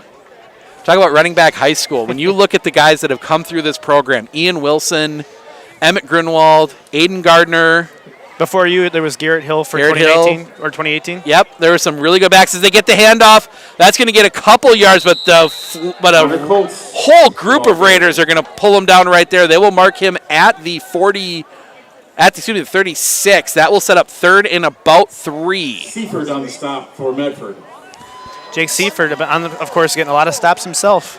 Yeah, this defense has done a good job. That first drive, Antigo able to I think they pulled out some new things, some new wrinkles. And give credit to the coaching staff. I believe, if I'm not mistaken, and I'm gonna be really wrong, mad if I'm wrong. Klepatuskas is the D coordinator, isn't he? Yep, Greg Klepatuskas. We were chatting with him at the volleyball game last night. Medford coming back, they won 3-1 over Antigo on the volleyball court last night. Snap. Fakes the handoff, looking to throw. Pressure comes. Throw is caught, and they will get the first down out across the 50. Dupon's pass to Reitz complete. Clock will run. Antigo maybe looking just try get a score up. See if they can, get a little bit of momentum. They've got a tough end of the season. Kramer on the stop for Medford. Obviously, always tough for them when they lose the ball. 1st and 10, Red Robins. If I'm not mistaken, and I could be wrong, and somebody can correct me, I believe that is the oldest traveling trophy in the state. Which one is? The Hodag Bell. Between Antigo and Rhinelander. That one, I'm going to ask the Antigo people, that one goes back, the Hodag Bell, that goes back like 80 years, doesn't it? Long time. We're seeing some new ones. Obviously, the cheese grater between Medford and Mosinee. Snap. Toss comes to the near side. That is going to pick up a few, but just a host of Raiders right there. See a couple numbers. Matthew Gebert. And I saw 8 Tucker Kramer in there.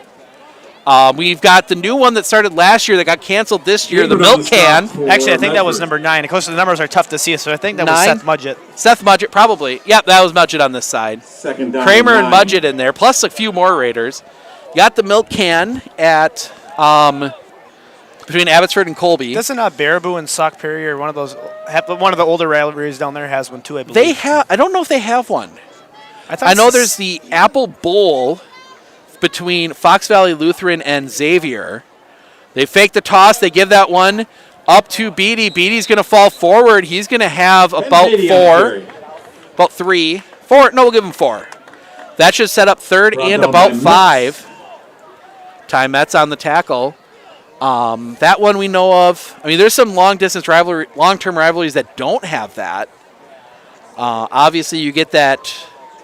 Obviously, you got I almost forgot one of the better ones, the log game, East and West. Hopefully, we get that one back next year.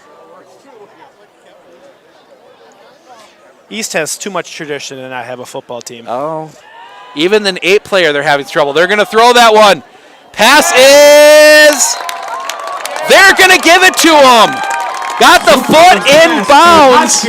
Hotchkiss with the catch from Zupan. And you start to wonder if they're throwing like this, where has this been earlier in the game? The 28-yard line. Then again, Medford, I'm starting to see some new numbers out there, so I think Medford's starting to swap some players out. We're going to see Mudgett come out. In comes for him 14, Adam Kowalski.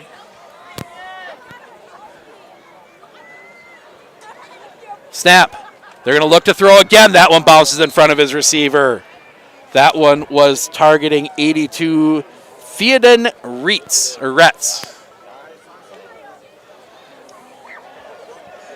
Good first name, Theoden. Thoeden. Those of you that have listened a lot, I am a big fan of fun names. We had one last night at the volleyball game. We can still not, I think right now, we still can't pronounce.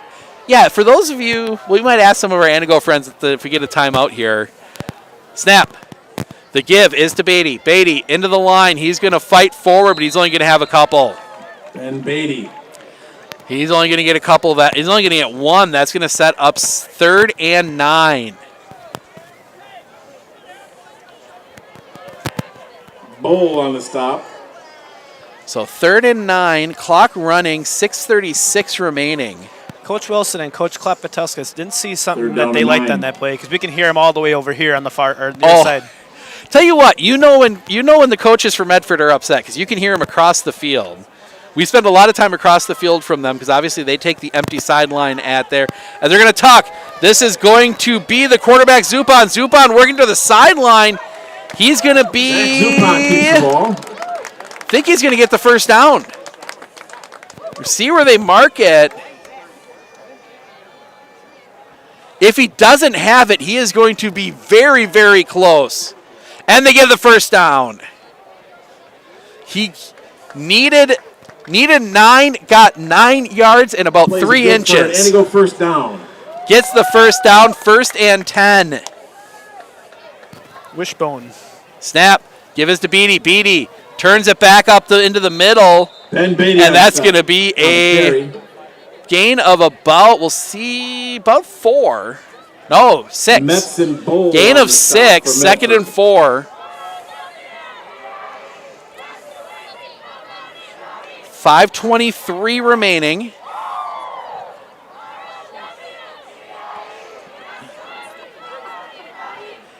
Eight minutes left, 4th quarter on that Mosinee-Rhinelander game. 14-7 Mosinee. Snap. Colt, he's going to keep it. Almost loses it. Now he throws it towards the end zone over the head of his receiver. Incomplete. Zupan's pass falls incomplete. I believe that was 58 for Medford. Peyton Emmerich almost got the ball out of Zupan's hand. As we keep an eye, Medford will, assuming we don't get a miraculous 6-touchdown comeback by Antigo in the next 4 minutes and 39 seconds, Medford will clinch a playoff spot tonight. 19-13 Hortonville leading Colby. Colby keeping up there. That is going to look good in the seating computers. Obviously, computerized seating this year. No coaches meetings. Snap. The give is to Beatty. Beatty fumbles the football. Medford's going to recover. Fumble on the Don't think the exchange ever was good there. 55. Isaac Schaefer comes out of the pile with that one. And with 4 minutes left, Medford can just run the clock with a first down or 2. 2000 to 2009. Please stand up. 2000 to 2009 they're honoring. Now we see a few people. That's my time frame.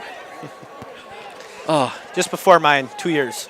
I remember coming up here my senior year. Didn't play football. We were on the old wooden open bleachers on that far side. That was 2002, the second year of the Marshfield back-to-back state championships. Oh, it was a fun time up here. Brushing the snow off. They got about 3 inches of snow that day. Snap. They're going to give to the up back, and he's going to fall forward for a few. And Medford's going to be more than happy to just run this clock down. That is 12. Corey Lindahl, I believe. Oh, Andrew Krugos, 15. Nope. 16. 16, Carson Carbaugh. Having some issues with these numbers. They are hard to see. The second number is actually tough to see from our angle. It's tough to see that second number. And also the jerseys kind of ride up, so it kind of compresses everything. Nothing wrong. The jerseys look cool. I mean, it's a cool looking jersey. Handoff to the back of the backfield. He's got room. Flag comes in. Have the first down, but I think that one's going to come back. That one gets handed off to 4, Matthew Gabert. Penalty flag on the play. And that's going to be a hold on Medford. They're going to be okay with that because it's going to run clock. And right now, that's the most important thing for Medford. Run some clock and get out of here with the win. Make yourselves playoff eligible. Colson Kanda on the last stop. It'll be interesting to see where they end up seeding-wise. A lot of it's going to depend on what happens against Mosinee. Holding is the call against a Medford. Conference title holder, spotted on the 11-yard line. Even a share will get a little bump in the seeding. So we'll cross under 2 minutes remaining. They will have to get a first down to keep it. Snap. Give, and they're going to tackle him in the backfield. sussed it out. There was a flock of Red Robins there as Gabert on the carry. Gabert tried to get forward, and that's going to set up 3rd and 28. No, not 28. Nope, 3rd and 19. Wow, I was really off on my math there. Added 10 yards for some reason. I'm not sure why. Whoop, almost pushed my phone off the back. That would be good because we're probably a good, I'd say, 20 feet from Taking a look for some other local scores. Stratford 48, Wyowega Fremont 7. Handoff goes to Gabert. Gabert coming here to the near side. He's going to get it out here to about the 22 Matthew Gabert.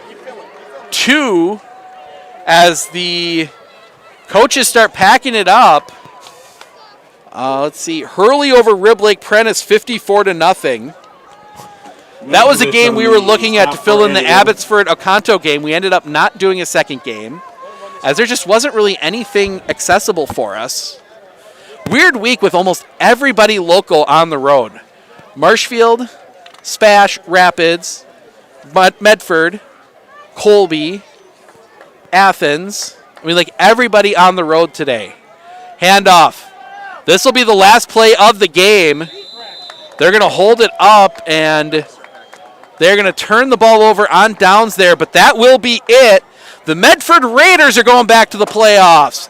They get the win 40-0. We're going to chat with our player of the game, Tucker Schreiner, here in just a moment, as Antigo is not going to run an offensive play. That will end it. Medford gets the win, 40-0. We're keeping an eye on the game in 35-7 Chippewa Falls Overclock Memorial. Taking an eye on the Mosinee game. That one close, but we're going to run down on the field. We're going to get an interview with Tucker Schreiner in just a moment as we're waiting. We're getting an update here. Keep it here for just a minute. See somebody typing. Going to give a big shout out to Jason Kramer from Rhinelander, JV2 boys basketball coach from the Hodags. Oh, Jason Kramer from Rhinelander giving us the updates. 14-7 Mosinee, 3 minutes left. We'll keep an eye on it. Matt will fill us in, but we're going to get the microphone hooked up, and we're going to talk to Tucker Schreiner in just a few minutes.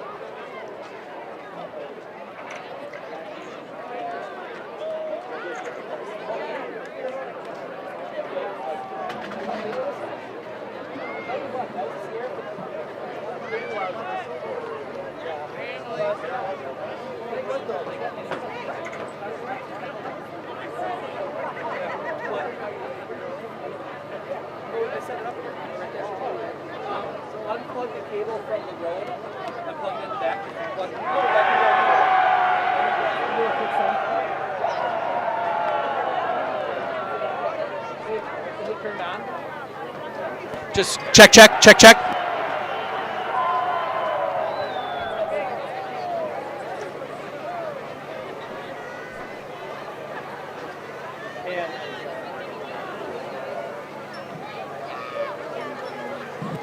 And as Steven goes down to get Tucker Schreiner for the post-game interview, I'll stick up here on the camera, but I'll also try to keep everyone informed on the Mosinee Rhinelander score, which could have some big conference title implications. Currently, thank you to Jason Kramer on that update, 14-7. Mosinee still up. Plenty of time left, though, for Rhinelander to come back. And certainly when I hear more, we'll relay that back here on the stream.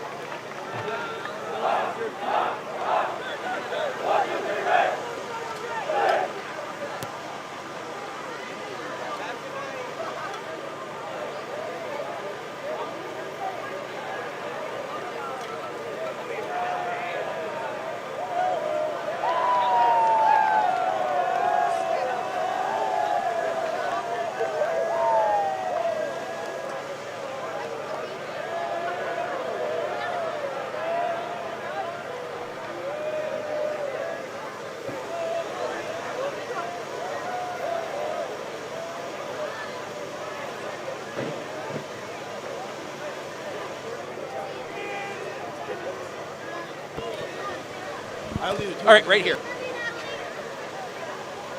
All right. All right, we're going to start with, we got co-players of the game today.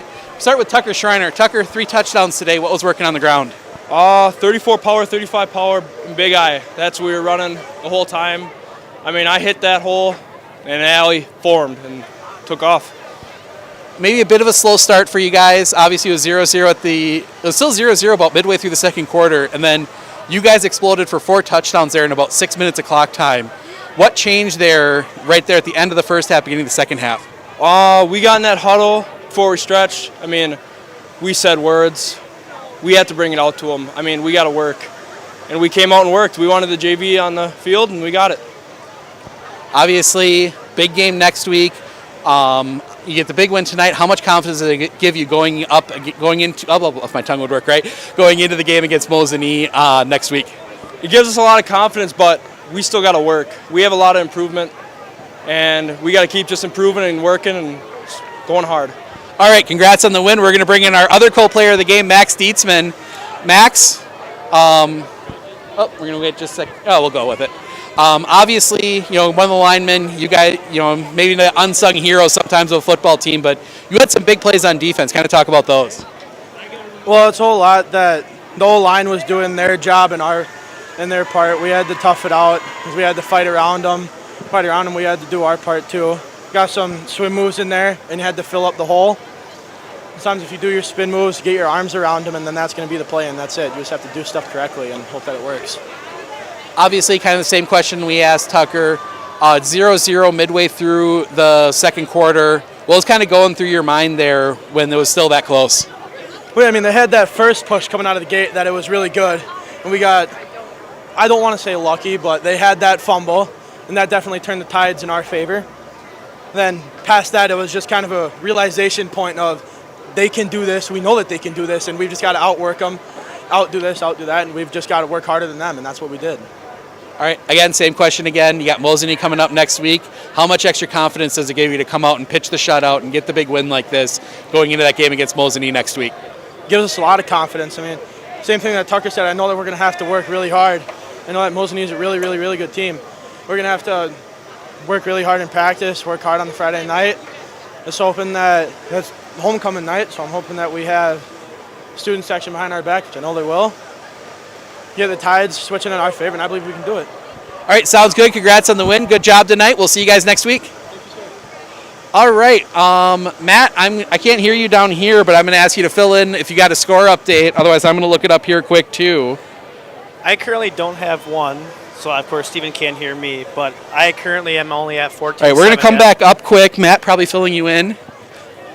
But I've got 14-7. Minute 3 left, so I'm going to come up. We're going to stick around to the end of that game, get you filled in on what might be a chance at a conference title next week for Medford. So we'll be back. I'm going to work my way back up here into the stands as we're watching, keeping an eye on that game. Yeah, as I mentioned to our audience, just huge. We don't usually kind of stick around after a post game like this, but when you have conference implications, even for the Raiders on the line, I mean that's very worthy to stick around for. Rhinelander with the ball, 56 seconds left. They've got a long way to go. It's dropping back. Smith, pass here to the near side, caught, brought down in the field of play. So clock will run. 46 seconds remaining. Rhinelander quickly to the line. Sadly, this stream doesn't have down distance or any of that stuff, so it's hard to tell what's going on. Oh, they do. 2nd and 7. So 2nd and 7. 3-yard gain on that one. So need about, 75 yards? 3/4 of the field? That looks like it. It's hard to tell. 75 yards. Thank you to, I can't remember his name. Kramer. Jason Kramer from Rhinelander. So clock stops, 40 seconds remaining.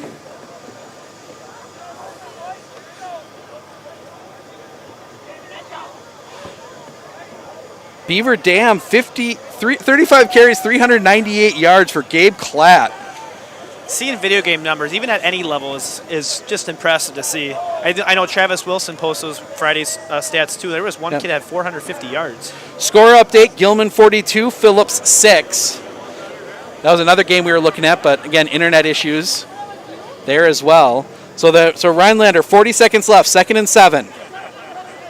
Clock runs. It was an issue on the... Oh, and now they're going to get flags, and they're going to get a false start. False start on Rhinelander. So luckily there's no clock run like there is in the professional leagues.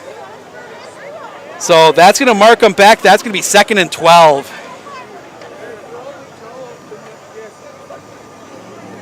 Paca over Xavier, 17-14 as the Twitter scores start rolling in. Kenosha St. Joseph over Brookfield Academy. That's a little far away for us, but we'll keep an eye on it. We see the Medford players heading to the bus. They go back looking long. No, in the backfield, Jackson Smith goes down, and nope, they gets it away. Looked like he went down, but they're going to tackle him in bounds, and that is probably going to do it. Don't know timeouts. That's the thing I don't know. Rhinelander trying to hurry to the line. It's 3rd and something. 3rd and 7. 9 seconds. They get the snap away. Smith rolling. Can't see it. He throws it up through the hands. Clock will stop. 3 seconds left. Well, just saw a score come across. We'll care about. Medford 40, Antigo 7 comes across on the Twitter stream. 3 seconds left. Mosinee can lock. DeForest 42, Milton 6. Mukwonago 38, Oconomowoc 10. 3 seconds left. Rhinelander, one last chance, 4th and 7.